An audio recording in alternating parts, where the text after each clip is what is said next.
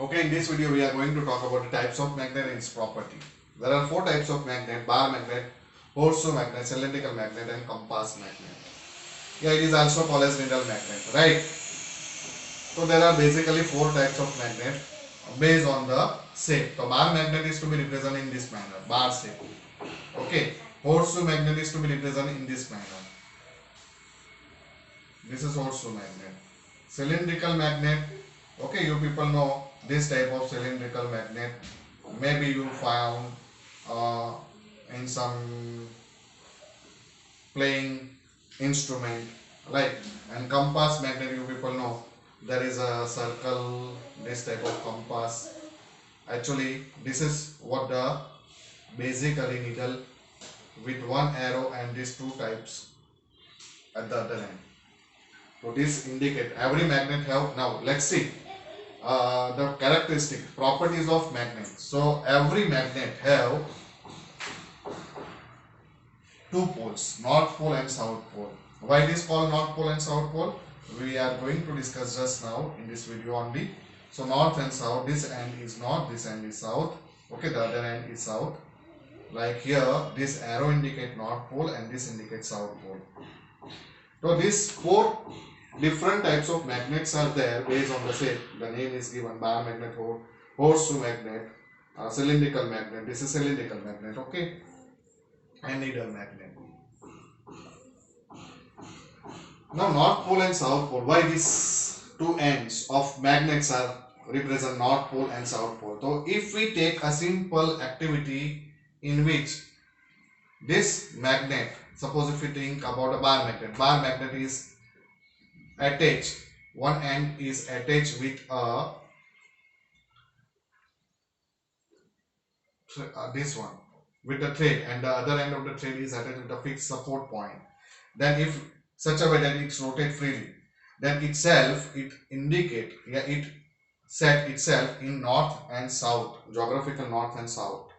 The end which is facing towards the geographical north is called bar magnet south pole, and the end which is facing towards the geographical south is called magnetic north, right? So north and south pole of the name is given by this activity. It shows geographical north and south direction, that's why it is called. So first characteristic, we can say that always when the bar magnet is suspended and rotate freely, it set itself in the direction of what? North and south direction, geographical north and south direction, right? So north and south direction it shows. Every magnet which is to be represented by north and south pole only. So it have two poles, always two poles. You cannot consider a magnet with one pole. Isolated pole is not possible. That means if you break the bar magnet, any magnet, in number of pieces, each piece will behave as a magnet with individually north and south pole. That piece will having north and south pole. Okay, so monopole does not exist, right? Third one, when you think about the characteristics of force, the magnetic force which is to be acting, okay, here at the end, north end and south end, the magnet have very large attractive property. Okay, so at poles end, yeah, pole ends, it is having maximum strength of attraction. So magnetic force is to be acting, attraction or repulsion depend on the type of material. So definitely what we can say, at pole ends it is having maximum strength of force. Okay, these are what the basic characteristic of magnet. Now when we talk about any magnet, there is certain definite area. Suppose if you think about a bar magnet, this bar magnet, now when you think about a bar magnet with north pole and south pole, there is certain area.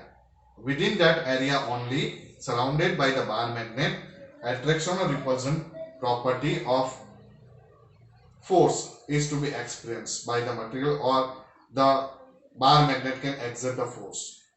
That particular area, that particular region around the bar magnet is nothing but called magnetic field. Okay, so very important quantity, magnetic field. What is magnetic field? So magnetic field is nothing but a region or area around a magnet. Within that it can exert or experience force. Okay, magnetic force. So this is what idea about the magnetic field, right? Now definitely we cannot understand within what we cannot see that area. So there is an activity. Suppose if you take a bar magnet on some cardboard, okay, and if you sprinkle the iron foils, then iron foils itself set in this manner, right?